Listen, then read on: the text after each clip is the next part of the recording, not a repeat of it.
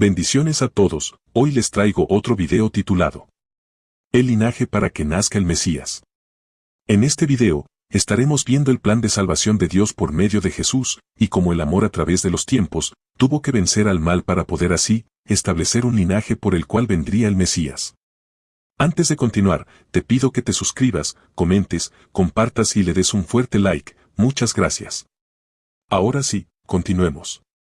Cuando Dios creó al ser humano, el propósito de Dios fue que ambos, tanto Adán como Eva, alcanzaran la perfección en Dios. ¿Por qué y para qué tenían que alcanzar esa perfección?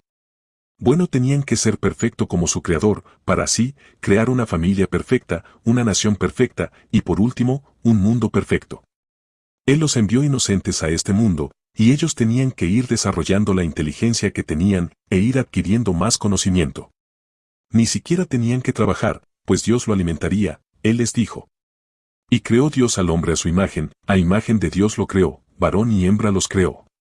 Y los bendijo Dios, y les dijo, fructificad y multiplicaos, llenad la tierra, y sojuzgadla, y señoread en los peces del mar, en las aves de los cielos, y en todas las bestias que se mueven sobre la tierra. Y dijo Dios, he aquí que os he dado toda planta que da semilla, que está sobre toda la tierra, y todo árbol en que hay fruto y que da semilla, os serán para comer. Génesis capítulo 1, verso 27 al 29. Entonces, el ser humano solo tenía que ir perfeccionando su inteligencia y conocimiento, su santidad y su comunión con Dios. Eso lo podemos ver en Génesis capítulo 2 verso 19 donde dice: Jehová Dios formó, pues, de la tierra toda bestia del campo, y toda ave de los cielos, y las trajo a Adán para que viese cómo las había de llamar, y todo lo que Adán llamó a los animales vivientes, ese es su nombre. Dios podía haberle dado ya los nombres de cada animal, pero él quería que Adán vaya desarrollando su inteligencia, por eso le dijo que él viera y eligiera cómo llamar a los animales. Pero durante ese proceso, sucede la caída, como sabemos, Eva cayó primero y luego Adán fue arrastrado. Si Adán no hubiera caído, él podía haber llegado a la perfección y ser el redentor de Eva. Pero no, sabemos que Adán fue seducido y también cayó.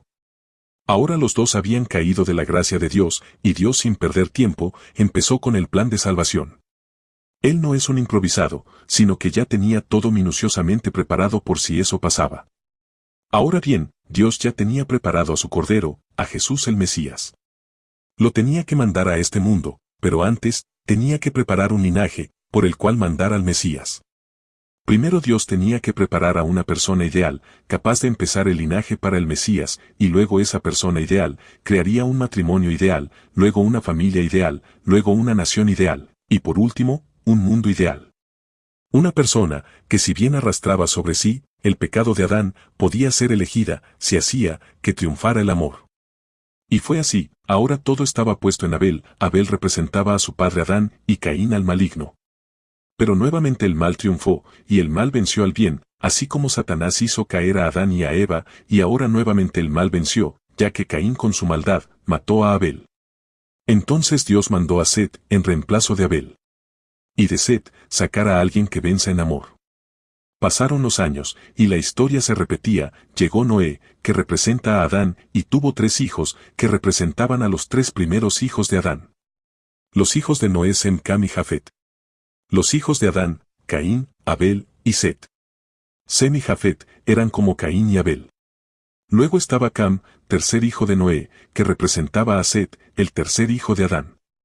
De Cam tenía que triunfar el amor para así crear el linaje del Mesías. Pero sucedió, que luego del diluvio, Noé se embriagó y se desnudó y así se durmió en su tienda. Y Cam vio la desnudez de su padre, lo cual era una falta gravísima en ese entonces, y en vez de callarse y taparlo a su padre, fue y se lo contó a sus hermanos, como riéndose de su padre, aquí otra vez ganó el mal, y Cam, el cual iba a ser el principio del linaje para el Mesías, cayó en pecado.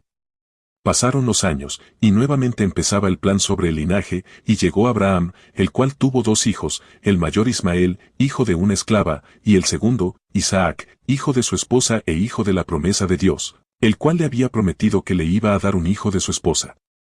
Aquí Ismael representaba a Caín, e Isaac a Abel, a ver si ahora sí triunfaba el amor. Pero, en vez de pelearse entre hermanos, lo que pasó fue que Abraham echó a Ismael y su madre de entre su familia, y haciendo eso Abraham actuó mal, y así nuevamente venció el mal. Abraham tenía que actuar en amor con ambos hijos, pero echó a uno y protegió al otro. Luego Isaac tuvo dos hijos, eran gemelos, Esaú y Jacob. Esaú era el primogénito, que representaba a Caín, y Jacob el segundo que representaba a Abel. Cuenta la historia bíblica que un día llegó Esaú del campo, cansado, con mucho hambre, pero sin ganas de hacer algo para comer. Jacob había hecho un guiso de lentejas, entonces Esaú le dice a su hermano, «Te vendo mi primogenitura, por un plato de lentejas», y Jacob respondió que sí. La primogenitura era todo en aquellos días, y Esaú la despreció por un plato de comida. Cuando su padre Isaac estaba a punto de morir, tenía que bendecir a sus hijos, y según su bendición, así le sucedió a ellos. Jacob, que le había comprado la primogenitura a su hermano, entró donde estaba su padre, y recibió la bendición del primogénito.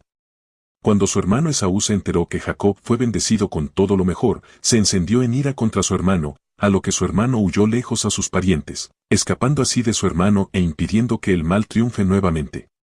Pasaron muchos años. Jacob tenía sus esposas y sus hijos, y muchísimo ganado.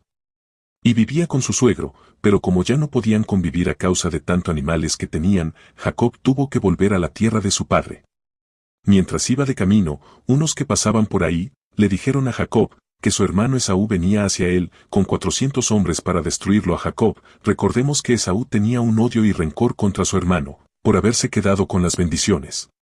Al oír esto Jacob se asustó y preocupó mucho, entonces preparó una ofrenda para su hermano Esaú. Y al encontrarse ambos, Esaú vio todo lo que su hermano Jacob había logrado después de tantos años. Y al ver los regalos que le había preparado Jacob, al ver a sus esposas e hijos, el corazón de Esaú se derritió en amor y perdón. Él venía a matar a Jacob, pero Jacob, en vez de pelear contra su hermano, más bien le había preparado un regalo en ofrenda. Se abrazaron, se perdonaron y por primera vez, venció el bien al mal. El amor venció al odio y al rencor. Ahora sí, Dios pasaba al segundo plano del linaje, crear la familia ideal. Bien, estamos en la familia ideal. Ahora la lucha del bien contra el mal no sería entre dos hermanos, como lo fue con Caín y Abel, o Ismael e Isaac, o Esaú y Jacob, no. Esas luchas fueron para encontrar a la persona ideal, el cual fue Jacob. De Jacob salió la familia ideal. Ahora la lucha sería entre los 10 hijos de Jacob, que representan a Caín, y otro hijo de Jacob llamado José, que representa a Abel. De esta lucha se definirá la nación ideal. Los 10 hermanos, los cuales le tenían envidia a su hermano menor José, lo vendieron como esclavo. Todos conocemos la historia. José, ese hermano vendido, terminó siendo la mano derecha del faraón rey de Egipto. Pasaron los años, y una hambruna golpeó fuerte a todo el territorio. Solo la tierra de Egipto, comandada por José, estuvo preparada para lidiar con el hambre, y la familia de Jacob también fue alcanzada por el hambre. Estos 10 hermanos tuvieron que ir a comprar comida a Egipto, y al llegar, no conocieron a José, pues nunca se hubieran imaginado que su hermano sería el que mandaba. Pero José los reconoció al instante. Ahora había dos sentimientos en el corazón de José hacia sus hermanos, rencor y la posibilidad de vengarse por lo que le hicieron, o amor, porque eran sus hermanos, su propia sangre. Y aquí, nuevamente triunfó el amor venciendo al odio y rencor. José perdonó a sus hermanos, y no solo eso, sino que mandó a traer a toda su familia y en especial a su padre Jacob, anciano ya. Ahí Dios pasó a la tercera etapa del linaje, la nación ideal, en la que naciera el Mesías. Y fue así, que Dios creó la nación de Israel. Ahora estaba todo listo, el Mesías podía nacer. Dios preparó el linaje empezando con una persona ideal, Jacob. Luego una familia ideal, los hijos de Jacob. Luego una nación ideal, el pueblo de Israel. Si bien estaba todo listo para enviar al Mesías, sabemos de la rebeldía del pueblo de Israel. Como a través de los años desobedecieron a Dios y se convirtió en un pueblo rebelde. Dios le mandaba profetas para amonestarlos, pero ellos, duros de corazón, no hacían caso. Hasta que Dios levantó al primer rey conforme a su corazón. Aunque era el segundo rey de Israel, pero el primer rey del cual nacería el Mesías, y así sería de sangre real. El rey David, si bien David también tuvo muchos errores, pero ya el camino estaba preparado para el linaje de Jesús.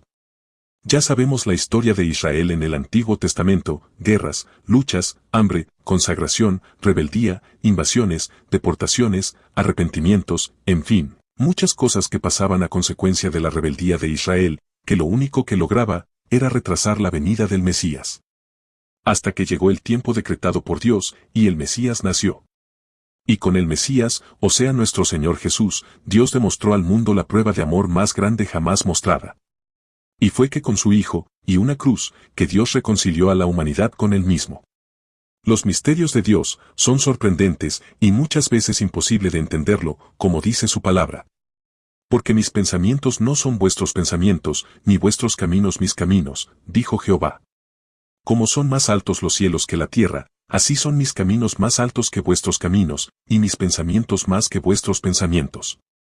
Isaías capítulo 55 verso 8 y 9. ¿Qué fue lo que llevó al Dios Todopoderoso a realizar una obra tan dolorosa como entregar a su propio Hijo? Pareciera que fue cruel, ¿verdad? ¿No había otra forma, otro método para la salvación? ¿Por qué solamente se pudo lograr a través del tremendo sacrificio de Jesús? Sabemos lo que dice la Biblia. Y casi todo es purificado, según la ley, con sangre, y sin derramamiento de sangre no se hace remisión. Hebreos capítulo 9 verso 22. El Dios que simplemente nos podía destruir con un soplo, y levantar una nueva raza que sea obediente y que no necesite mandar a su Hijo a sufrir, no lo hizo. El amor de Dios es un amor de locos. En el buen sentido de la palabra, ya que Dios nos amó y ama, con locura. Porque siendo nosotros los culpables del por qué murió su Hijo, Él aún así nos ama. Porque al rechazar yo a Jesús, estoy siendo igual que aquel que lo azotaba, o igual al que le clavaba los clavos en las manos, o sea que en mi pecado, soy tan responsable de su muerte, como aquellos que lo crucificaron. Pero Dios igual nos ama. Dios tenía tres opciones luego de la muerte de su Hijo. La primera opción, nosotros matamos a su Hijo, Dios nos destruye a nosotros y punto. Eso sería ojo por ojo, ustedes mataron a mi Hijo, yo los mato a ustedes, pero Dios no lo hizo. La segunda opción, decreta juicio para nosotros, nos juzga, nos encuentra culpables, y nos condena por la eternidad, eso sería hacer justicia, pero tampoco lo hizo. Tercera opción, nosotros matamos a su Hijo, pero Él aún así nos ama, nos adopta como hijos, quiere que lo llamemos Padre, y nos quiere llevar a vivir por la eternidad con Él, eso sería locura, pues bien, eso sí hizo Dios. Por eso su amor, es un amor de locura, Dios nos ama locamente. Pensemos así, si a un humano le matan un hijo, también tendría tres opciones al igual que Dios. La primera, mataron a mi hijo, yo le pago de la misma manera, eso sería venganza, ojo por ojo. Hay muchos casos que sucedieron así. La segunda opción, sería dejar que las autoridades atrapen al asesino, lo juzguen, lo condenen, y lo metan a la cárcel, eso sería justicia, y es lo más común que suceda. La tercera opción, sería decirles a los asesinos de su hijo, ya que ustedes mataron a mis hijos, yo los adopto como hijos, llámenme papá y vengan a vivir conmigo a mi casa, eso sería locura, y jamás un humano haría eso. Bueno, Dios lo hizo, quiere que todos lo llamen Padre, y que se salven y vayan a vivir con Él. Si eso no es locura de amor, entonces no sé cómo llamarlo. Si nos ponemos a analizar todo desde la caída del hombre hasta hoy, todo, pero todo, gira alrededor de una sola cosa, amor. El amor es la esencia de Dios, pues Dios es amor, el amor fue lo que le dio las fuerzas necesarias a Jesús, para soportar la cruz. El amor, es la principal causa de la misericordia de Dios, el amor lo es todo, el amor es Dios. Nosotros como cristianos, debemos dar gracias a Dios, todos los días por ese amor inmerecido, que Él tuvo con nosotros, y sigue teniendo. Un día Dios juzgará al mundo, y en ese juicio, juzgará a aquellos que despreciaron ese amor tan grande mostrado en la cruz. Porque lamentablemente muchos desprecian la cruz, y lo que sucedió en ella, creyendo que no necesitan ningún perdón, y que solos, se pueden arreglar. Pero no hay otro camino, ni otra forma de ser libre del pecado, que les guste o no, todos lo heredamos. Solo Jesús es la única esperanza para la humanidad, su amor está vigente, su amor aún te espera, su amor aún grita, quiero llenarte. Si estás viendo este video, y aún no tiene una relación con Jesús, te invito a que le abras tu corazón, lo dejes entrar, dile Jesús entra a mi corazón. Dale una oportunidad a Dios en tu vida, ¿qué tienes que perder? Un día, si es que Cristo no viene antes a llevarse a su iglesia, todos cruzaremos la puerta de la muerte, y ahí veremos qué hay en verdad del otro lado, pero Jesús ya lo dijo. Hay un cielo donde Él fue a preparar lugar para nosotros, y hay un lugar de tormento al cual Jesús no quiere que vayas. Jesús dijo, si así no fuera, yo os lo hubiera dicho. Entonces, no te arriesgues a vivir sin Cristo en tu vida, no sabes si la muerte va a golpear tu puerta mañana, y si te encontró sin Jesús, ya no hay esperanzas de escapar de la condenación eterna, la Biblia dice. Los cuales sufrirán pena de eterna perdición, excluidos de la presencia del Señor y de la gloria de su poder. Segunda de Tesalonicenses capítulo 1, verso 9. Debes asegurar tu eternidad con Jesús. Míralo así, si del otro lado, no hay cielo ni infierno ni nada, entonces no perdiste nada, pues no hay nada. Pero si hay vida eterna, y el único boleto para entrar en ella es Jesús, y tú viviste una vida sin Él, entonces lo perdiste todo. Porque solo Jesús salva, solo Jesús limpia de pecado, solo Jesús es la puerta a la vida eterna. Bien hermanos y amigos, hasta aquí el video de hoy, espero les haya sido de bendición. Por mi parte me despido y será hasta un próximo video, bendiciones.